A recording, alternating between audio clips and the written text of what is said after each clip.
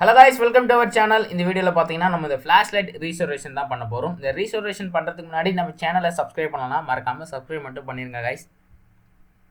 இந்த ஃப்ளாஷ் லைட்டில் வந்து மெயினான இஷ்யூ வந்து லெட் ஆசிட் பேட்டரி தான். அந்த லெட் ஆசிட் பேட்டரியை வந்து ரிமூவ் பண்ணிவிட்டு நம்ம லித்தியம் அயன் பேட்டரியை வந்து ரீப்ளேஸ் பண்ண போகிறோம். அந்த லித்தியம் அயன் பேட்டரியை வந்து சார்ஜ் பண்ணுறதுக்காக நம்மளுக்கு TP4056 மாடல் வந்து யூஸ் பண்ணணும்.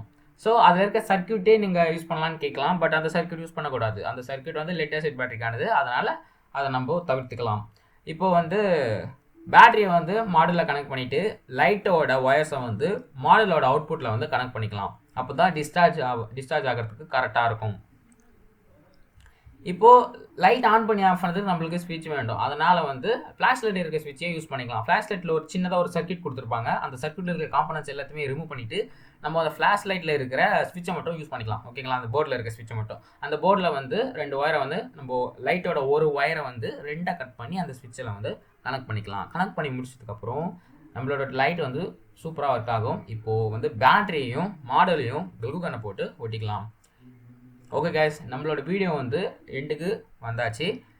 இந்த இடத்துல பார்த்தீங்கன்னா நான் பேட்டரியை வந்து அந்த சர்க்யூட் போர்டுக்கு மேலே வச்சுருக்க மாதிரி க்ளூ போட்டு ஒட்டியிருப்பேன். அதனால் எந்த பிரச்சனையும் வராது.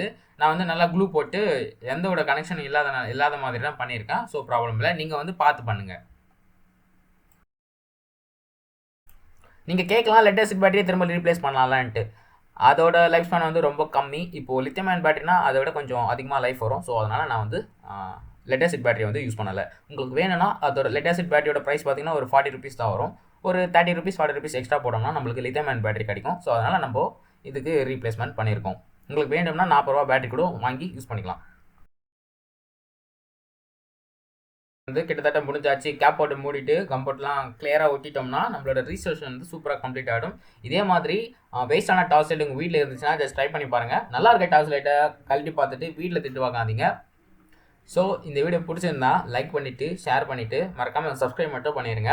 அடுத்த ஒரு சூப்பரான வீடியோவில் சூப்பரான ப்ராஜெக்டில் பார்க்கலாம். தேங்க்யூ.